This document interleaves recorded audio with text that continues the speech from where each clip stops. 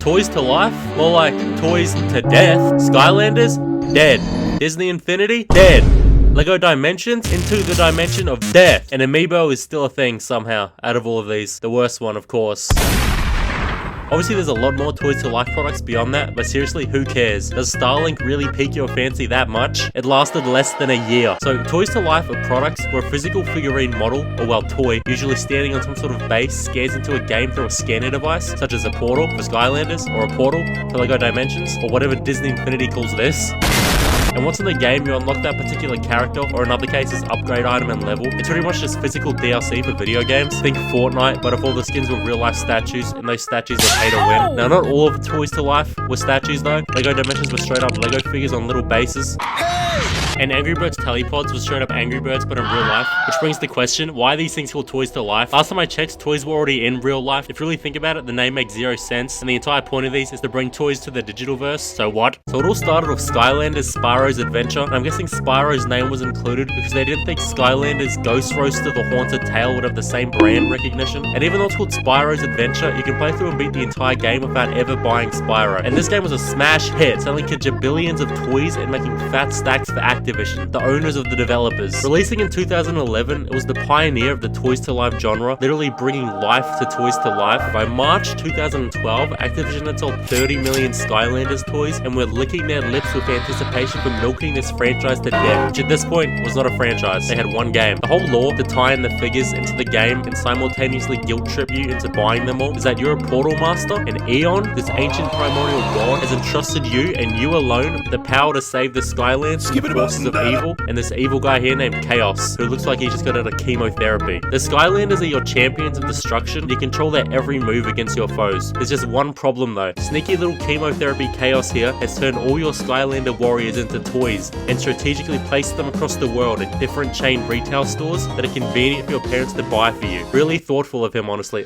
Wait a minute. So yeah, Activision with their infinite morals was making children feel guilty about toys being trapped in plastic prisons and their parents' money being the only way to save them. Or shoplifting. But yeah, all in all, a very sound business strategy. Now, there were 32 Skylanders released with the first game, and 4 for each of the 8 elements, which was a way of segregating the Skylanders based on the color of their base. There was water, tech, fire, air, life, magic, undead, and earth. And guess what? If you want to 100% the game, you're going to need to own at least one of every type. And while the base game for most versions did include 3, there's still 5 more figures you need. Not to mention the DLCs. So even though all these characters are pretty much DLCs, Activision and their infinite greed released these little extra level packs to milk even more money from you. Because without them, you just have to sit with the knowledge that Jess Legend's home is under occupation by pirates, and there's nothing you can do about it unless your parents buy you the adventure pack. Real sound stuff. Anyway, all in all, this game was an overwhelmingly good success, because as it turns out, children are very easy to market to and manipulate into buying little figures. In fact, it was so much a success, the very next year, Activision released Skylanders Giants, and this time around, they're bigger and cost more money. Whoever idea it was to make them bigger and cost more money, it definitely got a pay rise. In fact, I have my own idea for a Skylanders game. It's called Skylanders Expensive, and all the Skylanders cost exorbitant amounts of money for no good reason. Hang on, Activision is calling me. Hello?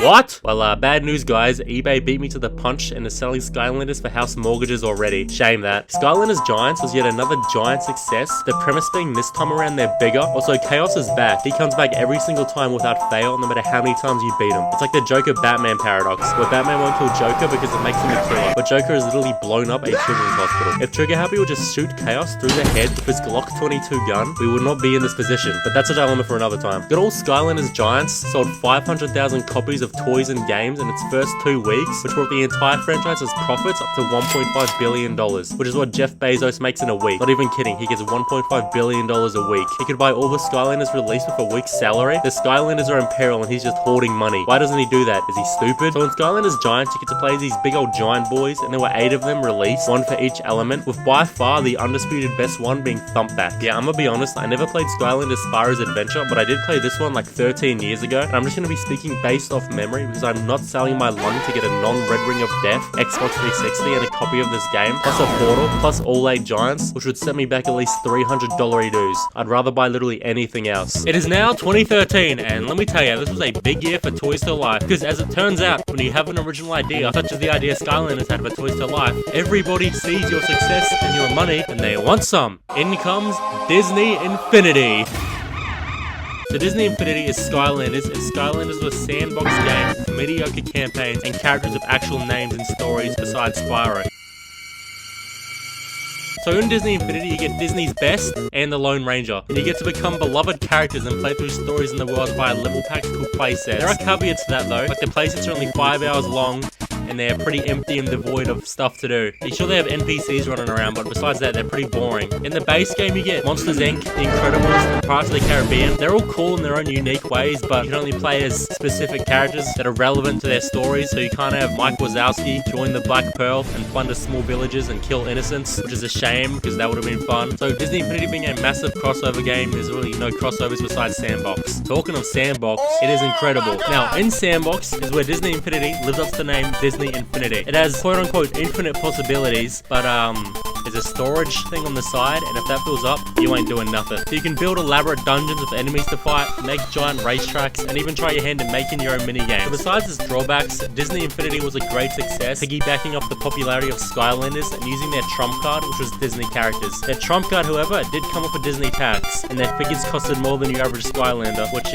is not nice for my wallet. 2013 was also the year that Nintendo introduced Amiibo. You know, the company that wanted to copyright claim videos and have them taken down for including a yellow box with a question mark on it. Well, here's what I think about that. Okay, I'm sorry Nintendo, please don't assassinate me and make it look like an accident. So Amiibo, just like the other Toys to Life, were statues on bases, except for the fact that they were from Nintendo properties this time. You have characters like Mario, Luigi, Metroid, and Steve from Minecraft. Steve. So unlike other Toys to Life games, Amiibo doesn't actually have a game they can come to life from. You'd think that would defeat the entire purpose, is how the toys are going to come to life when they got no game. Well, it turns out you can scan the characters' faces on your Switch, and depending on what game you're playing, they may or may not have some sort of interactivity, and it may or may not be good. The one I'm most familiar with is that in Zelda Tears of the Kingdom, if you scan the Zelda amiibo onto your Switch, you can get a new fabric for your glider, which is the lamest shit ever, but only if you're lucky, because you can also just get materials, which would not be as lit. Honestly, if I buy an ancient Shiker Guardian designed for War and Crusade for laser head mount and 5 legs of maximum mobility amiibo figurine statue, I expect to get more than just a reskin for my glider. Like seriously, what is this? Maybe if Amiibo had an actual game, that would be cool, but the fact they're still around, unlike every other Toys to Life, kind of points to the opposite being true. I will admit though, having functionality amongst numerous games is pretty sweet, but I just don't like Nintendo that much, and I don't really care about Nintendo properties,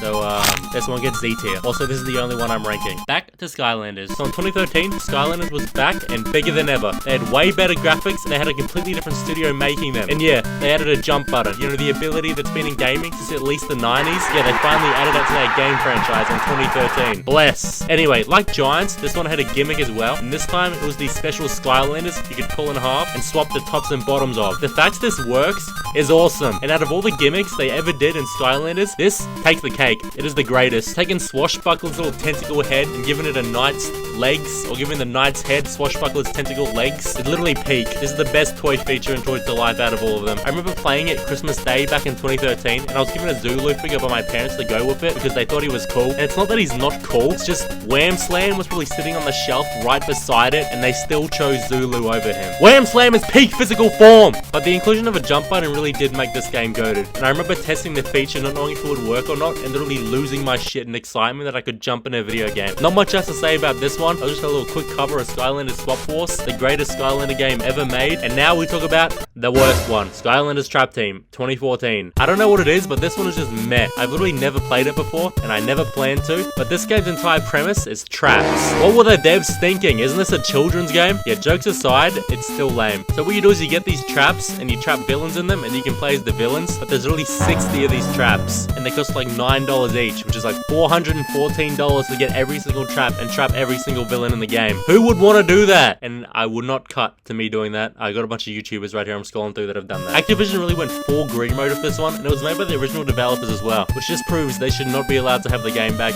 Give it to the other guys. Also, as far as actual Skylanders go, that were released for this game, there were these new fellas called Trap Masters, which is an unfortunate name, and they all had these crystal weapons. Some of them were cool and some of them were landfill. Also, for some reason they remade a bunch of the old characters, except now they're all babies. One last thing about the characters, this dude Fist Bump here looks like Chaos if Chaos was a rock. Plus he's ugly. I just wanted you to know that. And that's all I'm saying about Skylanders Trap Team. Literally a trap for your wallet if you buy any of these. Alright, now we're gaming. Disney Infinity 2.0 is here, and the developers really said what if we got Marvel characters and got rid of the Disney characters? And everybody clapped. So this is like pretty much the exact same, close enough to the same as Disney Infinity 1.0, except it's filled with Marvel people, which is peak. That's all they had to do, just bring in new characters. The formula was already goated, it was amazing. Except they only made 3 levels for this one, and they're all Marvel, so no more Disney. If you like Disney, then you're probably like 5 years old. Grow up, it's Marvel time. So they had the Avengers, the Guardians of the Galaxy, and Spider-Man. Because Spider-Man was based on the Amazing Spider-Man TV show, which is but Guardians of the Galaxy and the Avengers, peak, absolute peak. They were like loosely based on the movies, but really they were just like made up bullshit that the developers came up with. They're pretty fun though, but they are a little boring when you get through it. And the Spider-Man one I haven't played, even though I own it. I do not want to touch it, I'm sorry. And the characters are also a lot more fun to play as in this game. They're like more better, smoother gameplay, better mechanics, whatnot, what other stuff people say when they say stuff is good, you know, stuff like that. And there was also this collector's edition version of it, which looks really cool, and I sure would like to own that. Yeah, this thing is huge. I did not expect this thing to be so massive. And you know, it's a prized collector's item, so I'm not going to be opening it. Okay, I may be opening it. Black box. Oh wow, they're all in like little figurine packets, okay. Alright, we got Hulk, Hawkeye, Captain America, the game on PS4. Oh, here comes the money. Comes pre-built? What? Oh my goodness. Yeah, I may have dropped it, whoops. Is this ASMR enough for you guys? Wow, look at him. Look at how beautiful he is. That set me back 1 lung. It's actually really solid as well. I thought it'd be made of like styrofoam or something, but no, they actually made it nice and solid. The crack in his back. Oh my god. Yeah, I'm gonna open up the other people now and display them on it or something. Okay. Hawkeye's free. Yeah, you meant to like display the people on it like this, so it looks like if they're fighting him. Captain America? Holy! Oh my god, look how beautiful Hulk is. He's a lit one. I keep forgetting to record myself opening them.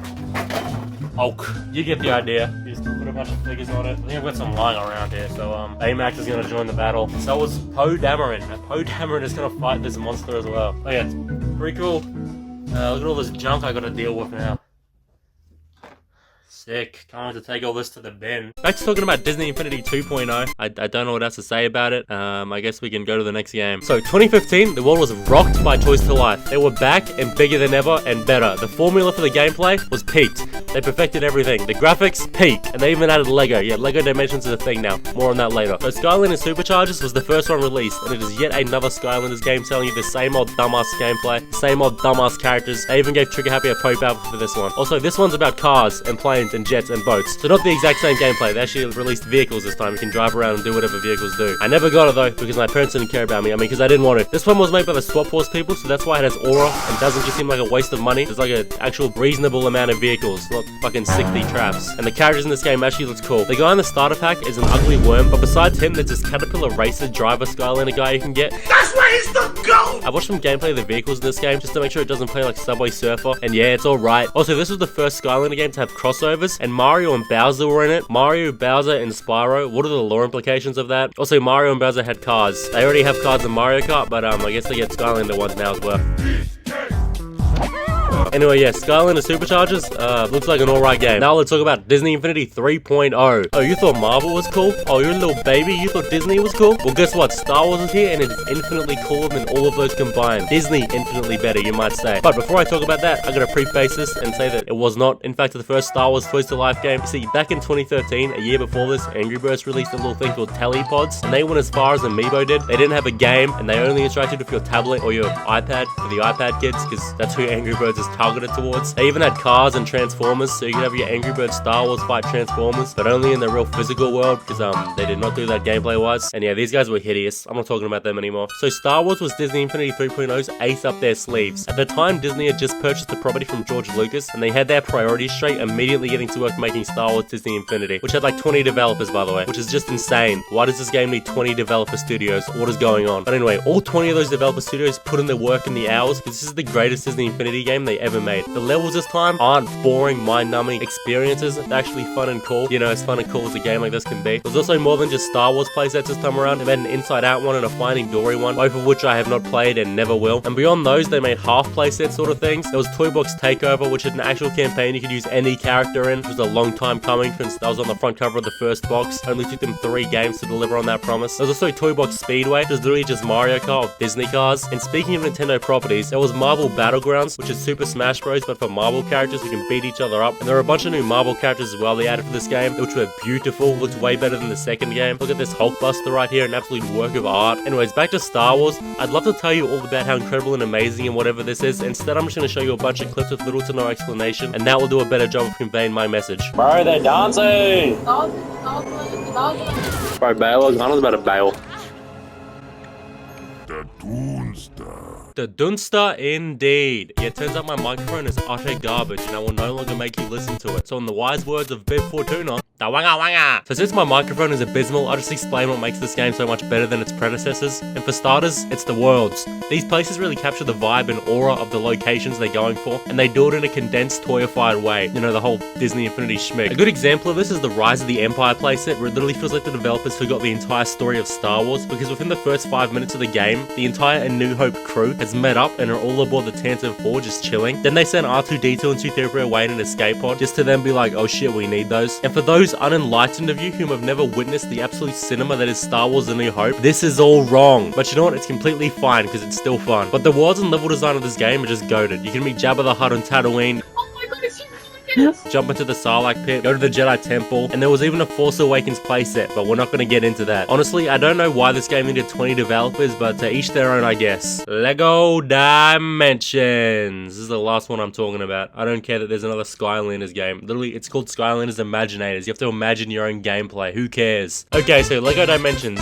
This one, out of all of these, is the best, and also the shortest lived, besides Star, I forgot what it's called, honestly, the Star one. If you thought Marvel and Disney and Star Wars characters all ovulating together and interacting was peak, then Lego Dimensions would like a word. You got Ghostbusters, Batman, Lord of the Rings, Adventure Time, E.T. the Extraterrestrial, Gooners, Sonic, and way more collabs. It was the greatest Toys to Life game of all time, at least in theory. Not only were the IPs they chose not random bullshit, every Lego Dimensions character was a Lego figurine. I know, a groundbreaking revelation. And Lego figurines are peak physical form, but that also means they cost an arm and a leg. But that doesn't matter, because you can regrow your arms and legs. Or alternatively, you can buy empty toy tags, scan them with your phone, and commit black magic fuckery to get what you want. I'm not a scientist, so I don't know the ins and outs of how it works, but it does work. So in 2015, Lego threw their hat in the Toys to Life ring with Lego Dimensions, which took numerous IPs and collided them all into one big multiverse game. And there was a lot of hype for this one. This was the peak of Toys to Life, and everything was downhill from here. The closest thing to this is Funky Fusion, which is the Funko Pop multiverse game, and this game also looks like it sucks. Imagine having an entire wall of your home dedicated to pop vinyls covering it, looking like an EV game shelf. Lego figurines, on the other hand, yeah, that's peak. Now, as I mentioned earlier, this was only perfect in theory, because as it turns out, it's kinda mid. The free roam is honestly quite boring, and a lot of these characters all have the exact same powers and are barely even unique from each other, besides their appearance and voices. But the actual main story and level packs are pretty good, even though the free roam rewards are leave a bit to be desired. So yeah, this one had 2 years of content before it was shut down and cancelled, never to be seen again. And that's all I'm going to say about Lego Dimensions.